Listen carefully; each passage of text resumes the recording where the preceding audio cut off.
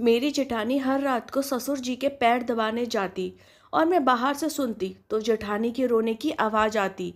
एक दिन मैंने जेठानी से पूछा तो उसके चेहरे का रंग फीका पड़ गया। कहने लगी, तुम ये बात किसी को भी मत बताना और आज रात मेरी जगह तुम पैर दबाने के लिए जाना। जब मैं ससुर जी के कमरे में गई, ससुर जी ने दरवाज़ा बंद कर लिया और जैसे ही लाइट बंद की, मेरे जिस्म से जैसे जान निकल गई।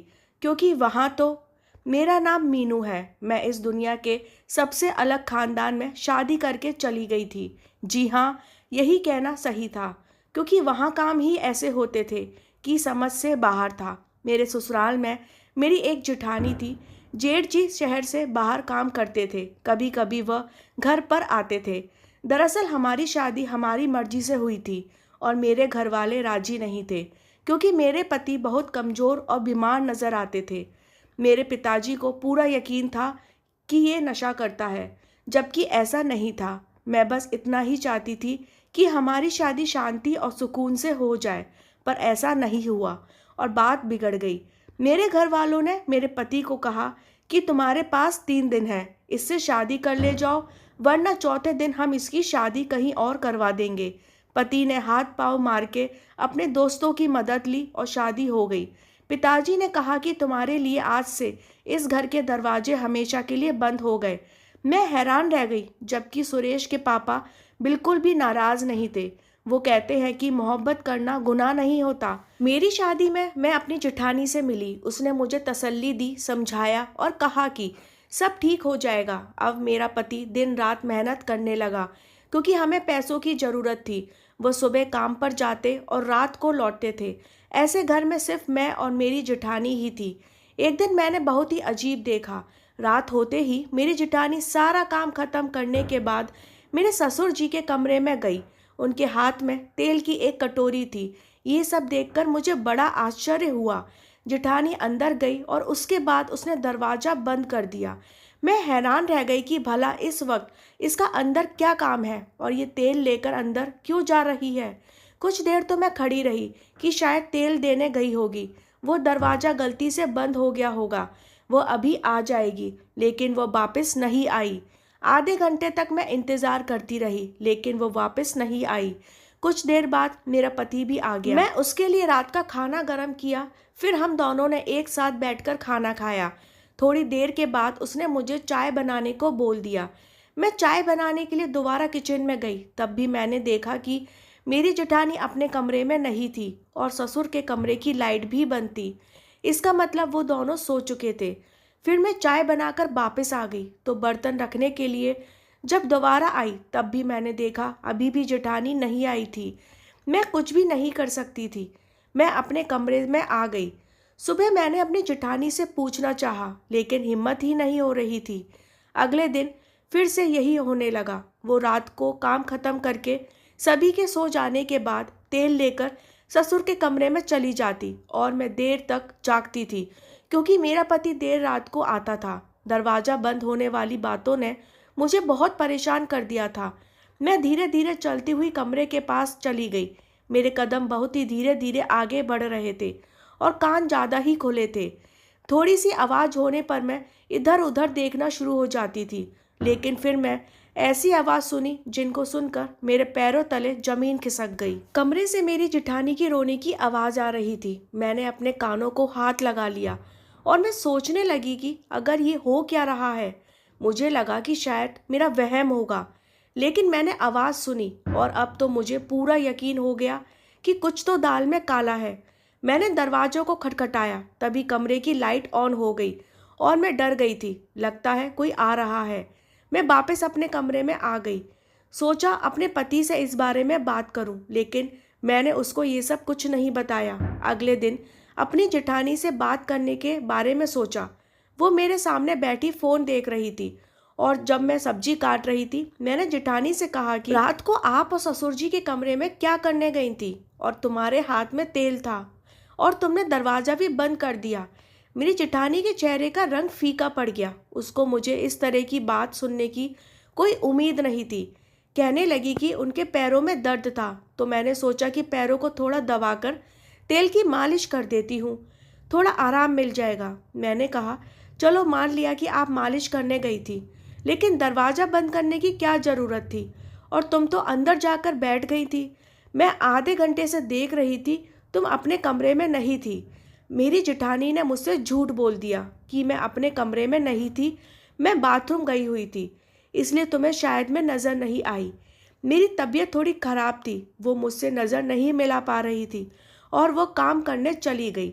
मैंने कहा कि क्या हुआ था तुम्हारी तबीयत को? तो वो गुस्से से बोली, क्यों तुम इतनी सी बात को बड़ा कर रही हो? छोड़ो ये सब, आज बहुत ज़्यादा गर्मी है और तुम मुझसे इतनी ज़्यादा सवाल क्यों कर रही हो? उसने बात को ही पलट दिया, लेकिन मुझे अंदाज़ा हो गया था। मेरी एक बहुत ही अच्छी दोस्त है, जब मैंने उसको ये सब कुछ बताया तो उसको ये बात सुनकर आश्चर्य हुआ। वो बोली, तुम पागल तो नहीं हो गई हो? वहाँ पर क्या हो रहा होगा ये तुम्हें पता करना चाहिए। मेरी जेठानी भी अजीब तरह की औरत थी।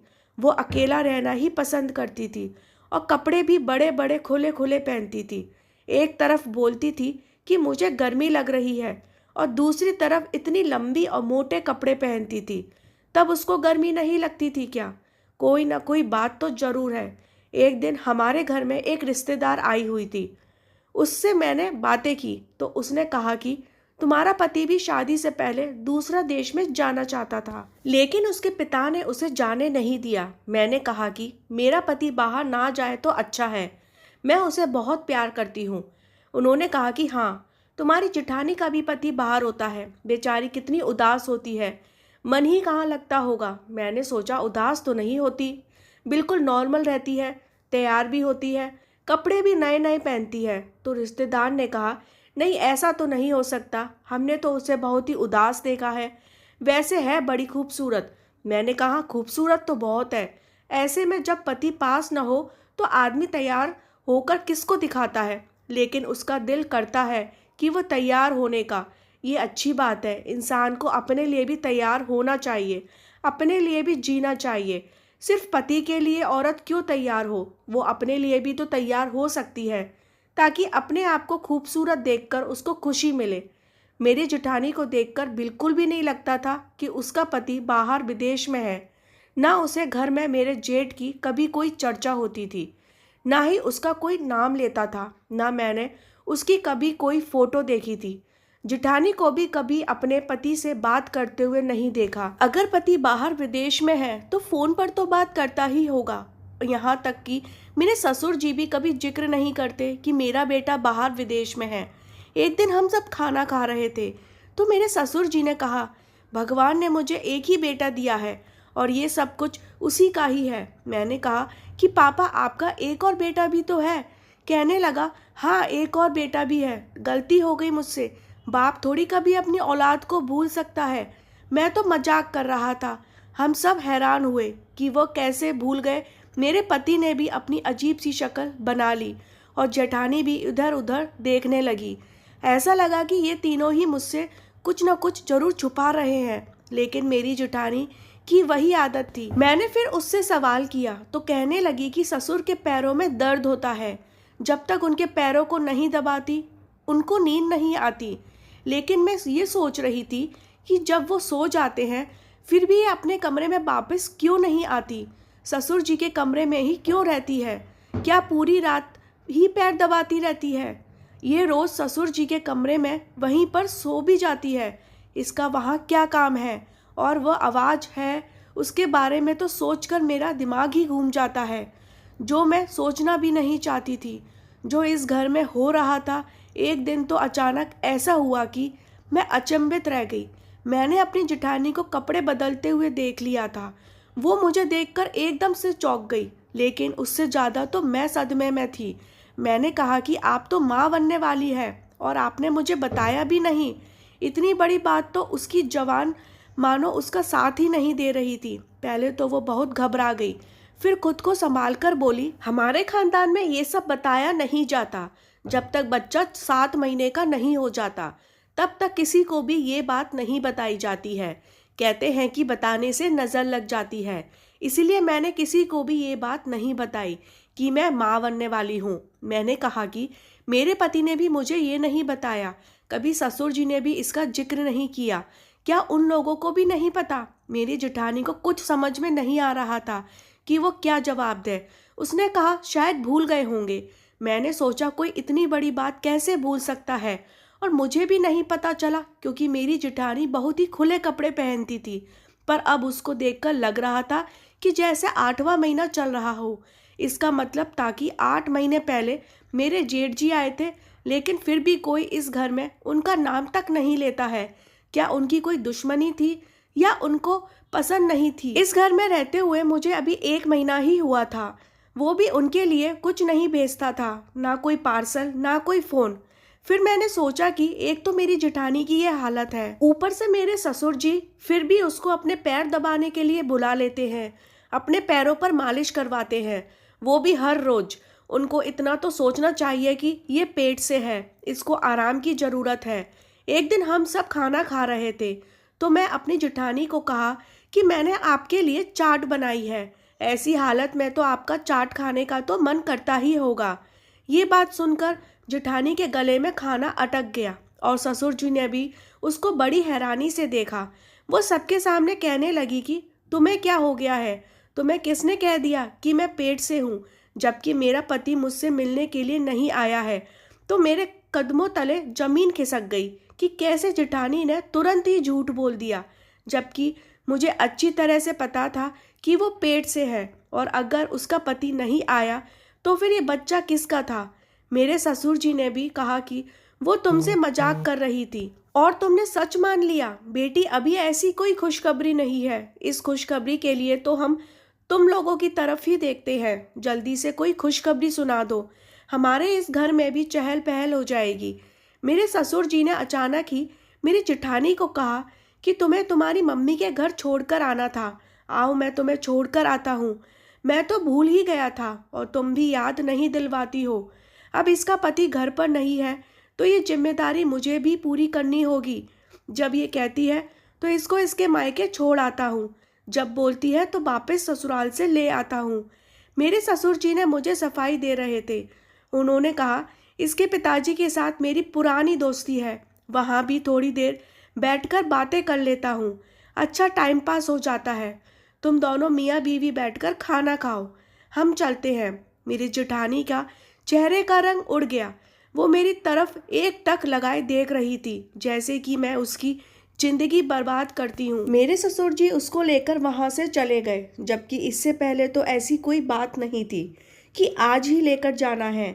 जब वो लेकर गए तो मेरे पति ने मुझसे पूछा कि तुमको ये सब किसने बताया कि तुम इस तरह की बातें क्यों कर रही हो? मैंने कहा कि मैंने देखा था कि उनका पेट बढ़ा हुआ है।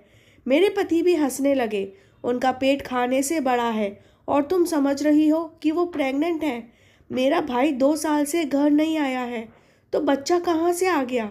मैं अपने पति को कुछ भी नहीं कहा और ना ही कोई बहस की, पर बात साफ थी और मैं अपनी आंखों से भी देखा था कि मेरी जेठानी पेट से ही थी और उसका 6वां महीना चल रहा था। लेकिन वो ये बात क्यों छुपा रही थी? और अगर छुपा रही थी तो कब तक छुपाती? क्या वो बच्चा पैदा नहीं करेगा? मेरे ससुर जी जेठानी को मायके से लेकर रात तक वापस आए तो अपनी जेठानी को देखकर मैं फिर से हैरान रह गई। उसके चेहरे पर एक बहुत बड़ा निशान बना हुआ था, जैसे किसी ने मारा हो। मैं आगे बढ़ी। मैंने कहा कि क्या हुआ, ये कैसे हुआ? कहने लगी कि मैं रिक्शा से गिर गई और मेरा मुंह जमीन पर जा लगा। मैं हैरान रह गई कि मेरी जेठानी को देखकर लग रहा था कि वो झूठ बोल रही है। वो अपने कमरे में चली गई और उसने खाना भी नहीं खाया। अगर वो रिक्शे से गिरी होती और उसका मुंह जमीन पर लगा होता तो उसके चेहरे को कोई भी नुकसान होता, जबकि ऐसा कुछ भी नहीं था। ऐसा लग रहा था किसी ने जानबूझकर उसको मारा है। आज की रात भी जब वो मेरे ससुर जी के कमरे में जा रही थी, उसकी आंखों में आंसू बह रहे थे। जब वो कमरे में जा रही थी तो उसने अपने आंसू पोंछ लिए। मैंने सोचा इस बेचारी के साथ कोई ना कोई जुल्म तो जरूर हो रहा है। यहाँ पर ये सब कुछ कैसे सहन कर रही है? एक दिन मुझे बहुत गुस्सा आया और मैंने अपनी जेठानी को कहा कि इतना बड़ा झूठ क्यों बोलती हो सबके सामने? मैं कोई अंधी नहीं हूँ। मैंने तुम्हें अपनी आंखों से देखा कि तुम माँ बनने वाली हो। तुमने कोई नकली पेट नहीं लगा रखा है और तुम इतनी खाती भी नहीं हो कि तुम मोटी हो जाओ। तुम्हारे पेट में किसका बच्चा है? जब तुम्हारा पति 2 साल से घर नहीं आया तो ये बच्चा किसका है? मेरी जेठानी ने मेरी बात सुन ली, लेकिन जवाब कुछ नहीं दिया। मैंने कहा, उस कमरे में से वापस क्यों नहीं आती हो? तेल लगा दिया तो वापस आ जाया करो। वहाँ सोने की क्या ज़रूरत है? और कौन सा उनके पैरों में दर्द रहता है जो रोज़ तुमसे मालिश कराते हैं? कौन सा काम करते हैं? अगर तुम दोनों मिलकर कोई चक्कर चला रहे हो, मुझसे छुपा रहे हो, और अगर मुझे पता चला, मैं सारे मोहल्ले में तुम दोनों को बदनाम कर दूंगी। छोड़ूंगी नहीं तुम लोगों को। मुझे पता है एक औरत आदमी के बगैर नहीं रह सकती। तुम्हारा पति 2 साल से घर नहीं आया, लेकिन इसका मतलब ये नहीं है कि तुम उसकी इज्जत का सौदा कर दो। और इस बच्चे का क्या कसूर है? ये इस दुनिया में आएगा तो किसको अपना बाप कहेगा? तुम क्या इसको इस दुनिया में लेकर नहीं आना चाहती? कब तक छुपा पाओगी? क्यों अपनी जिंदगी बर्बाद कर रही हो? मेरी चटानी को भी गुस्सा आ गया। उसने कहा, ठीक है, तुम्हें यही लगता है ना कि मैं ससुर जी के कमरे में जाती हूँ और मेरा बच्चा भी मेरे पति का नहीं है, तो आज मेरी जगह तुम ससुर जी के कमरे में जाओ, उनको तेल की मालिश करना और फिर देख लेना कि वहाँ पर क्या होता है। मैंने कहा, ठीक है, मैं चली जाऊँगी, देखती हूँ क्या होता है। उसने कहा कि ससुर ने पहले ही कमरे की लाइट ऑफ की होती है और तुम्हें वहाँ इतना ही कहेंगे, तेल लगा दो, तुम आराम से लगा देना, उसमें कोई मसला नहीं है। मैंने कहा, ठीक है, मैं भी चाहूँगी और देखूँगी अंदर होता क्या है। मुझे पता था कि औरत जीत कर भी हार जाती है, लेकिन फिर भी यहाँ पर मुझे गलती जिठानी की ही लग रही थी। अगर कुछ गलत हो रहा था तो वो फिर किसी को बोलती क्यों नहीं थी? अगर मेरे ससुर जी उससे ज़बरदस्ती कर रहे थे तो फिर वो ये बर्दाश्त क्यों कर रही थी? और वह अपने पति से क्यों नहीं बात करना चाहती थी? ना ही मेरे पति को बताती थी, किसी को कुछ नहीं बताती। कम से कम मुझे तो बता देती, मैं उसकी मदद कर देती। जिस किस्म की आवाज़ मैंने सुनी थी, मुझे अपनी जिठानी पर भी शक हो रहा था। मेरे ससुर 10 बजे ही सो जाते थे, इसीलिए मेरी जिठानी ने मुझे कहा कि आज तुम चली जाओ। मैंने देखा कमरे की लाइट पहले से ही बंद थी। मैंने हाथों में तेल की कटोरी ली और अंदर चली गई। मेरी जिठानी ने कहा कि अंदर जाते ही दरवाज़ा बंद कर देना और कोई बात पूछे तो आगे से सिर्फ हाँ हूँ ही करना। मुझे डरने की भी क्या ज़रूरत थी? ये मेरे ससुर थे, अगर पता चल भी जाता तो मैं फ़ौरन बाहर आ जाती। मेरी जेठानी बाहर ही खड़ी रही, लेकिन जब मैं अंदर गई तो मेरे ससुर ने अंदर जाते ही ऐसी बात कही कि मैं अपने कानों को हाथ लगा लिया। कहने लगे, मेरी जान, आज इतनी देर क्यों लगा दी? मैं पूरी तरह हैरान रह गई। मेरे पास बैठो, खड़ी क्यों हो? क्या हो गया? नाराज हो गई मुझसे? वो ऐसे बोल रहे थे जैसे कोई अपनी पत्नी से बात कर रहा हो। मुझे तो वहाँ 2 मिनट ही हुए थे कि मैं वहाँ से तुरंत बाहर आ गई और अपनी जेठानी को हैरानी से देखा। फिर वो मुझे अपने कमरे में ले गई और उसने मुझे एक तस्वीर दिखाई जिसमें वो अपने ससुर जी के साथ दुल्हन बनी बैठी थी। उसने कहा, ये मेरे ससुर नहीं, मेरे पति हैं और मेरी शादी हुई है। तुमने जो आवाज़ सुनी है वो इस वजह से थी। ऐसी हालत में मैं पैर दबाकर बुरी तरह से थक जाती थी, इसलिए मेरे मुंह से ऐसी आवाज़ आने लगती थी। ये आपके ससुर जी अच्छे इंसान नहीं हैं, मुझ पर जुल्म करते हैं, मुझे अपना गुलाम समझते हैं क्योंकि मेरे आगे पीछे कोई नहीं है, लेकिन ये मेरे ही पति हैं और ये बच्चा भी इन्हीं का है। उसने कहा था कि जब बच्चे के दिन आ जाएंगे तो वह मुझे गाँव भेज देगा और फिर कुछ न कुछ करके कह देगा ये बच्चा गोद लिया हुआ है। तुम्हारे पति ने मिलकर ये प्लान बनाया था कि तुम्हें ये बात पता ना चले, नहीं तो बदनामी होगी। हमारे खानदान में ये बात किसी को भी नहीं पता। जो औरत इस घर में आई थी वो तो मेरे पति की बहन थी, इसलिए वो भी हमारे साथ मिली हुई थी। जब तुमने सबके सामने कहा कि आप पेट से हैं तो मेरे पति ने मुझ पर बहुत गुस्सा किया और मुझ पर हाथ भी उठाया। तभी मेरे चेहरे पर घाव था। सारी रात उसने मुझे बातें सुनाई थी। ये खानदान बहुत ही अजीब है, यहाँ पर बहुत सारे राज दबे हैं, जिनमें से मैं भी एक राज हूँ। तुम्हारे पति ने तुम्हें शायद ये बात इसीलिए नहीं बताई होगी, तुम अलग से ना सोचो, तुम्हें बुरा ना लगे, लेकिन अब तुम अपने पति को बता देना कि तुम्हें सब कुछ पता है और खामोश रहना। मेरे पति खुद ही तुम लोगों को ही सब बता देंगे जब तुम्हें यहाँ पर कुछ महीने हो जाएंगे, लेकिन तब तक तो मेरी जासूसी करना, मेरे मामले में बोलना बंद कर दो। इसलिए आज मैंने तुम्हें अपनी जगह कमरे में भेजा था कि तुम्हें विश्वास हो जाए। मैंने अपनी जेठानी से माफ़ी मांगी और उससे वादा किया कि आगे से ऐसी कोई बातें नहीं करूँगी, क्योंकि मेरी वजह से आपकी ज़िंदगी भी बर्बाद हो सकती है। उसके बाद मैं अपने पति को ये बात बताई। वो भी शर्मिंदा हो गया। उसने कहा, जब तुम यहाँ पर आई थी, मैं नहीं चाहता था कि तुम ये सोचो कि मैं कैसे लोगों के घर में आ गई हूँ। मेरे पिता ने इस लड़की से शादी की है, इसलिए तो हमारी शादी के खिलाफ नहीं थे, और उनको उनके हालात पर छोड़ दो। मेरे साथ अपनी ज़िंदगी की शुरुआत करो। मैंने ऐसा ही किया। ससुर के यहाँ बेटी पैदा हुई तो फिर उसके अंदर भी थोड़ी सी शर्म आई, क्योंकि पहले उनकी कोई बेटी नहीं थी। अब वो अच्छी तरीके से रहते हैं और अपनी पत्नी का ख्याल भी रखते हैं। हम लोग इस तरह ज़िंदगी गुजार रहे थे। वो लोग अपनी ज़िंदगी में खुश रहते थे, हम लोग अपनी ज़िंदगी में। मेरे पति बहुत अच्छे इंसान हैं, मुझे बहुत प्यार करते हैं। मेरे लिए यही काफ़ी है। कहानी अच्छी लगी तो चैनल को प्लीज़ ज़रूर सब्सक्राइब करें और बेल आइकन पर क्लिक करें ताकि अगला वीडियो तुरंत आपके पास आ जाए। धन्यवाद।